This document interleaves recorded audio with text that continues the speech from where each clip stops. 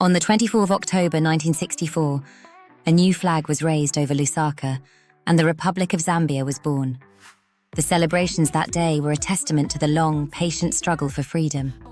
Yet, independence was not an ending but a beginning. The political system that emerged from the colonial era was a fragile experiment, one that would soon be tested by internal power struggles, economic crises, and the immense challenge of forging a single nation from dozens of distinct communities. The story of post-independence Zambia is, above all, a story of political transformation, from the hopeful multi-party democracy of the First Republic to the authoritarian stability of the one-party state, and finally, to the turbulent return of multi-party politics in the 1990s. If you're enjoying this journey through history, please give the video a like and subscribe to our channel. Your support helps us bring more stories to life. The First Republic, 1964 to 1972. A fragile democracy. At independence, Zambia inherited a political system modelled on the British Westminster system, but with a crucial hybrid feature: an executive president who served as both head of state and head of government, a structure that blended British and American influences. The country was a republic from its very first day, and Kenneth Kaunda, the charismatic former schoolteacher who had led the independence struggle, became its first prime minister before being elected president in December 1968. For a brief period, Zambia was a functioning multi-party democracy, with the United National Independence Party, UNIP, in power, and opposition parties like the African National Congress, ANC, and the National Progressive Party holding seats in parliament. But beneath this democratic veneer, powerful forces were pulling the young nation apart. The nationalist coalitions that had united against colonial rule began to disintegrate, replaced by intense factional conflicts within UNIP itself. Regionalism, ethnic loyalties, and personal ambitions created deep rifts. As the scholar Eric Kashimani has argued, Kaunda did not become an authoritarian leader through personal cunning alone. Rather, it was the internal chaos within UNIP and the constant challenges from opposition figures that drove him to seek tighter control. When a breakaway faction formed the United Progressive Party, UPP, in 1971, it was the final straw. Fearing a complete collapse of order, Kaunda moved decisively to eliminate political competition altogether. The Second Republic, 1973 to 1990. The one-party state. On 8 December 1972, Zambia officially became a one-party state, with UNIP as the sole legal political party. The Chona Commission, established at Kaunda's behest, recommended a new constitution that would entrench this system under the slogan of one-party participatory democracy. The Constitution of the Second Republic, enacted in August 1973, formalised UNIP's monopoly. No other political party could be formed, and all candidates for public office had to be members of UNIP. In practice, this meant that UNIP became the only political factor in the country.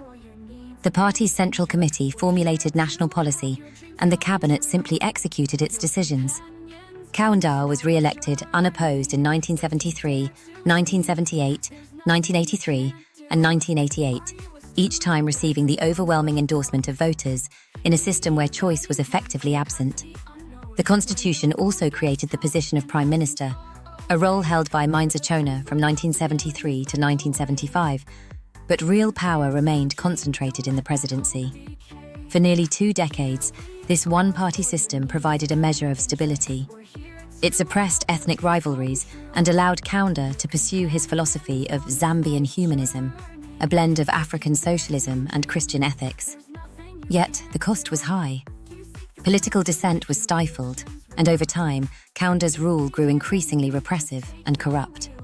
By the late 1980s, the combination of economic stagnation, falling living standards, and popular resentment against the UNIP regime created the conditions for a dramatic political earthquake. The Third Republic, 1991, present. The return to multi-party politics, the collapse of the Berlin Wall in 1989, sent shockwaves across Africa, and Zambia was no exception. In late 1989, the Zambia Congress of Trade Unions, led by its fiery chairman Frederick Chiluba, began openly calling for a return to multi-party democracy. A coalition of pro-democracy groups, trade unionists, and opposition supporters coalesced into the Movement for Multi-Party Democracy, MMD. Faced with mounting protests and riots, Kaunda initially proposed a referendum on the issue. But under continued pressure, he cancelled the referendum and instead legalised opposition parties, agreeing to full presidential and parliamentary elections in 1991. The 1991 elections were a watershed. On 31 October, Frederick Chiluba defeated Kenneth Kaunda with 76% of the presidential vote, while the MMD won 125 of the 150 parliamentary seats. It was the first peaceful transfer of power in Zambia's history, and it marked the beginning of the Third Republic. The new constitution, enacted in August 1991, restored multi-party politics, limited the president to a maximum of 2 5-year terms, and re-established a presidential system with a national assembly. However, the return to democracy was not without its own challenges. In 1996, President Chiluba used his parliamentary majority to amend the constitution, barring foreign nationals and those with foreign parentage from running for president, a change widely seen as targeting Kaunda, whose parents were from Malawi. The amendment also reduced the threshold for winning the presidency, and Chiluba went on to win the 1996 elections with 73% of the vote. Critics argued that these changes deprived Zambians of their right to freely choose their leaders. In the years that followed, Zambia has continued to evolve politically. The constitution was further amended in 2016, introducing a requirement that the president receive over 50% of the vote to win outright, and establishing a joint presidential and vice presidential ticket. Zambia has since held peaceful transfers of power between 4 political parties: UNIP, MMD, the Patriotic Front, PF, and the United Party for National Development, UPND, and has been consistently ranked among the most democratic countries in Africa. Yet challenges remain. Democratic backsliding, restrictions on opposition parties, and electoral fraud have been persistent concerns.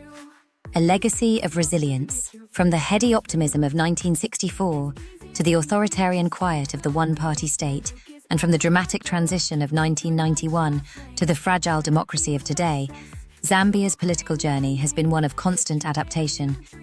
The institutions that were born at independence, the presidency, the National Assembly, the Constitution, have been reshaped, discarded, and remade again. Through it all, one thread remains constant: the resilience of a people who, having fought for the right to govern themselves, continue to struggle for the meaning of that freedom. The story of Zambia's political system is not yet finished, but it is a story worth telling, a narrative of hope, disappointment, and the enduring quest for a just society.